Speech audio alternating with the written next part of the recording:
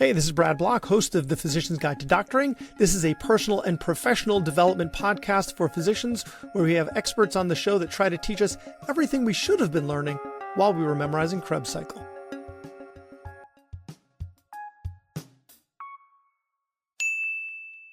So back to teaching physicians communication. So you found a great way is to put them in smaller groups and get them to communicate with each other and learn from each other. And then the observation and iteration piece of it, because once we're attendings, we're not being observed anymore. What do you find helps when you have an attending physician, right? Someone who's been in practice for a while, who might be resistant to learning, right? They might say, you know what, this is working for me. I don't want to change. It's a good point, and we struggle with that a lot. The worst thing you can do with resistance, in my experience, is push back against it. We used to have a term, rolling with resistance. A great example of that I heard from, I believe it was Bob Arnold, who's one of the OncoTalk people. And so if a learner, we say, we're going to do role play exercises now. And someone would say, oh, I hate role play exercises. His response would be, I know, role play exercises are awful. What are all the bad things about role play exercises?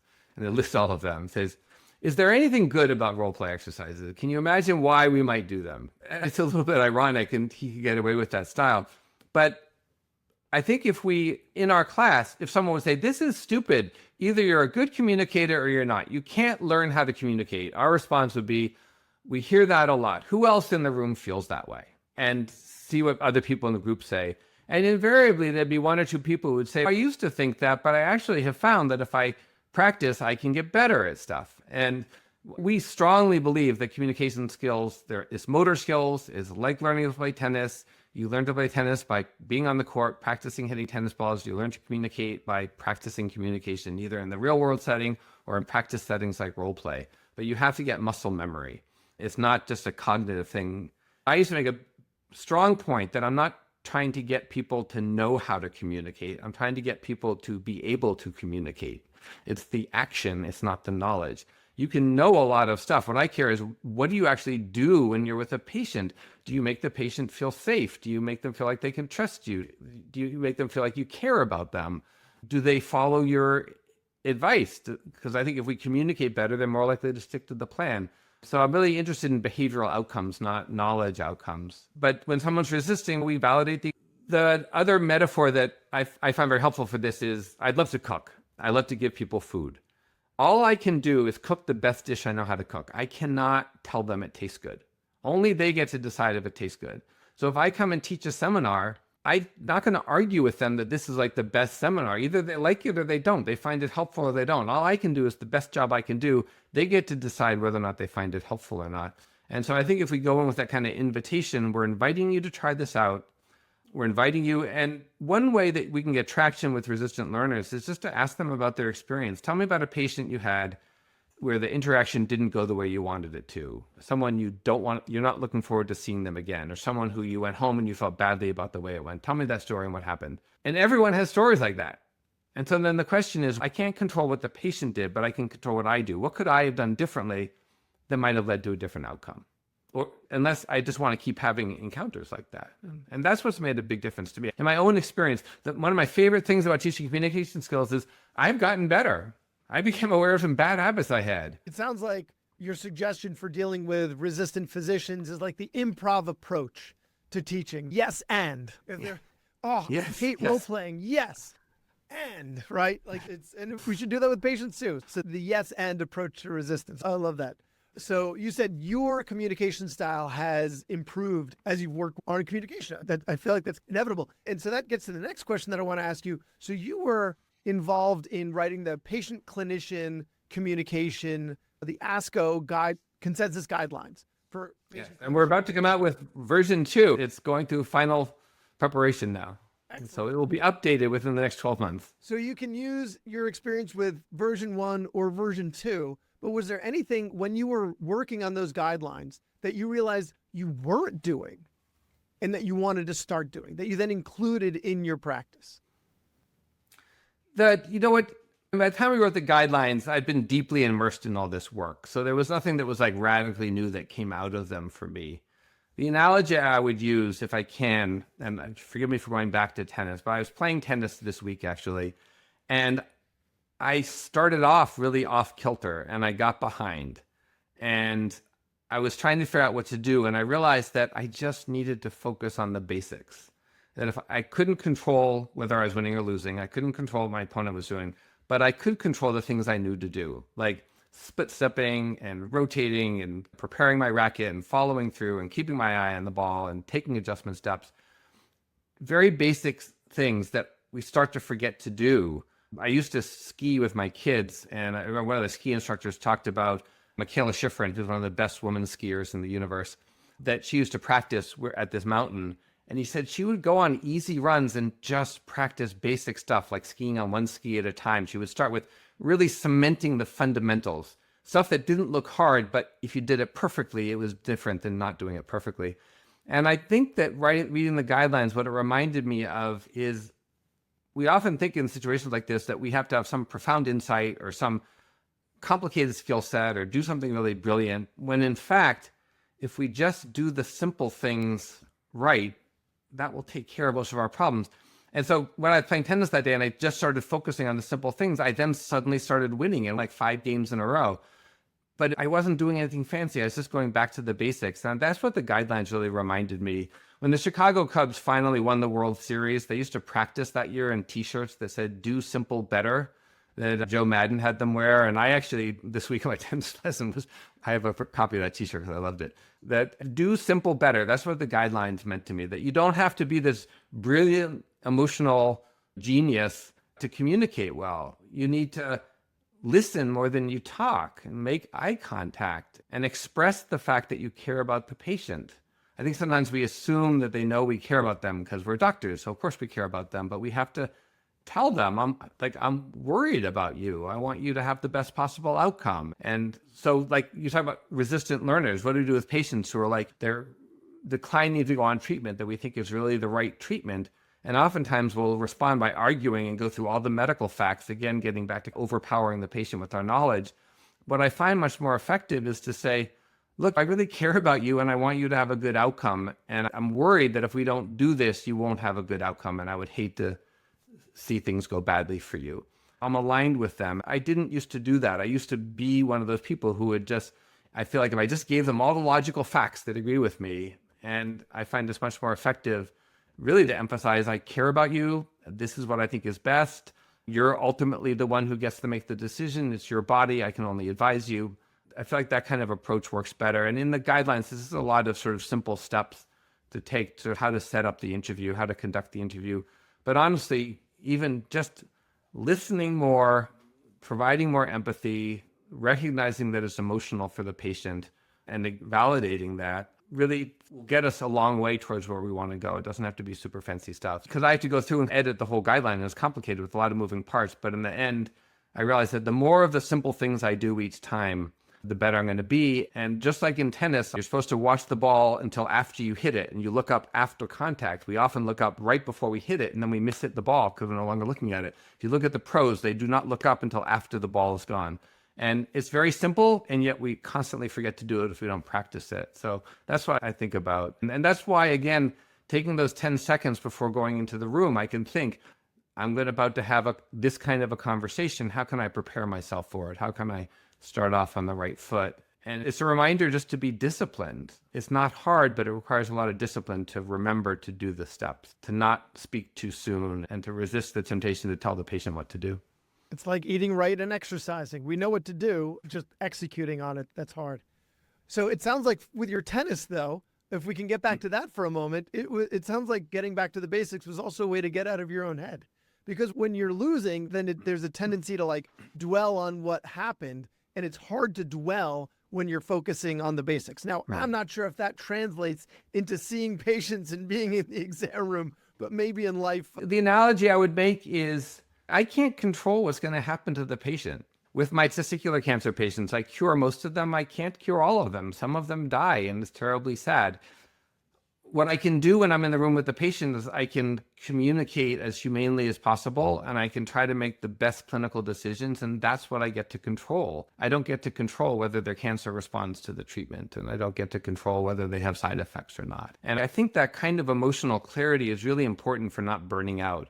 Because if you start taking responsibility for things you have no control over, for me, that's a recipe for burnout. Yeah. And I think that I can stay present and close to my patients because I know I can't guarantee whether they're going to live or not. I can't guarantee whether they're going to respond to treatment, but I can control how I show up, and I can control how carefully I take care of them.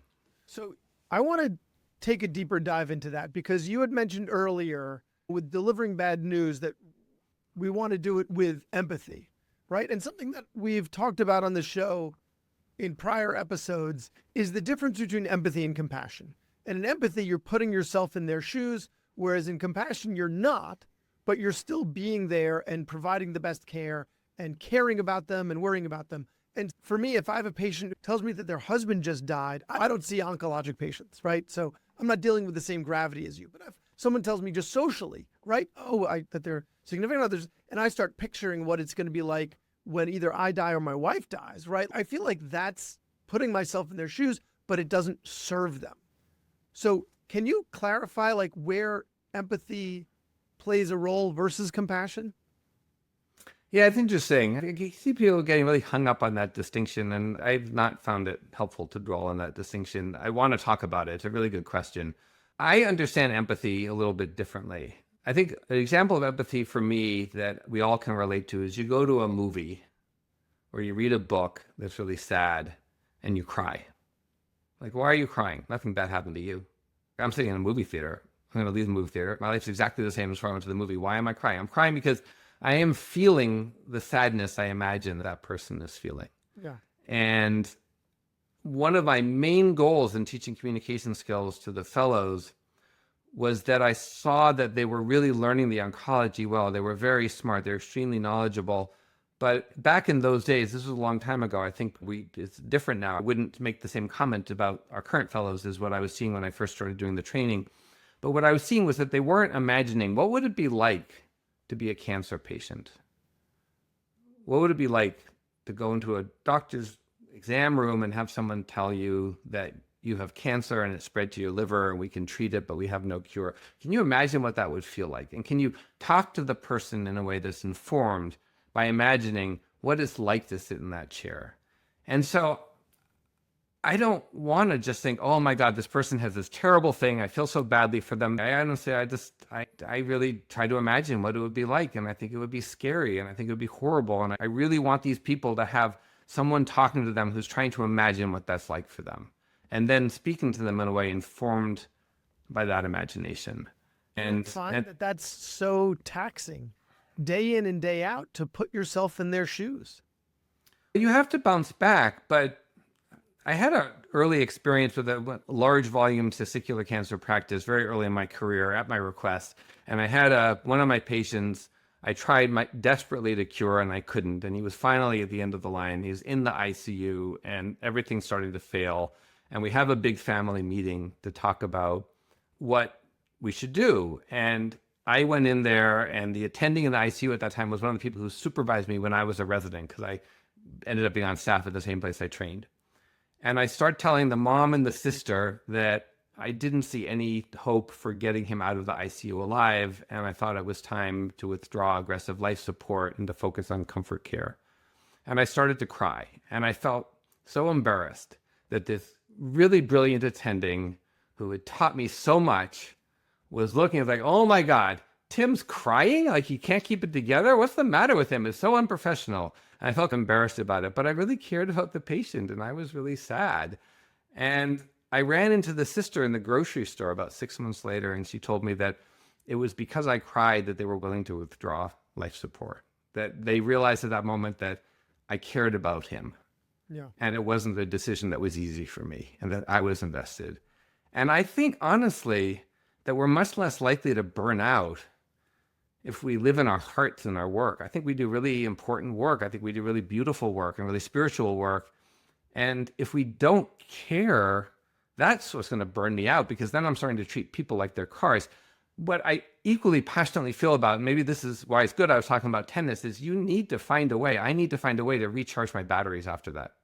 I need to go home and get my head out of the hospital. So I used to love it that in my family, I was usually the one who would get home first and make dinner, divided up the day in different ways, because my kid's mother was extremely dedicated to them too, but we both had full-time jobs, so we'd have to divide up tasks. And so I was the person who usually came home earlier and made dinner. And I used to love that I would get out of this world of sick people and I'd see two healthy young kids and I would see the other end of the lifespan. And that would totally recharge my batteries.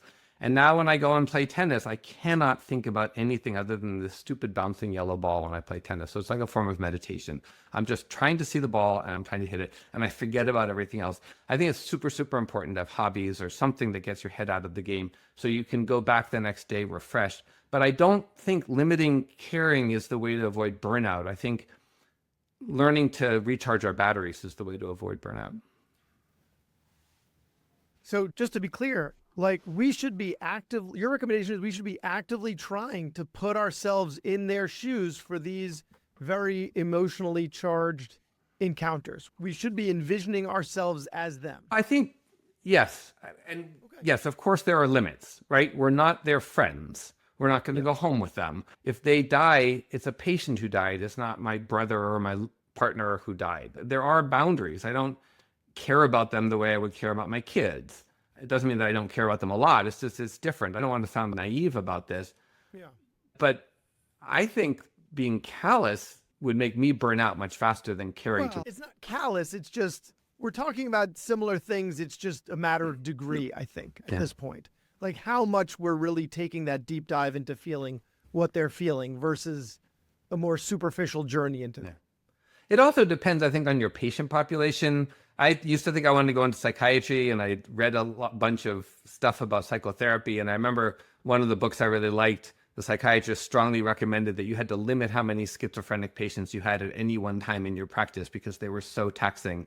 And it didn't mean that he didn't like taking care of them, but if he had too many, he just got overwhelmed. So he had to have spaces out. And I think if every day I went into the clinic and I was giving nothing but bad news, I don't know if I would be able to survive that. But the good news is I'm often giving good news. And there are patients that we cure and there are patients who do well. And actually, it's amazing how much progress we're making in cancer right now. I have patients who are alive and stable who, if I was treating them with the tools I had 20 years ago, they'd be dead now. And so things are getting more hopeful.